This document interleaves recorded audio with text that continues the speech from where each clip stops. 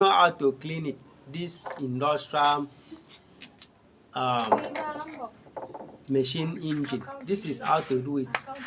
Just use your screwdriver like this. You see? You see? Just drop on it the sharp edges until that rough place that can cut your tray disappear. I clean it off. Look at this other one too. That rough edges. You use something and brush it off. Before you know, it will be okay. Look at it there. That is how to do it.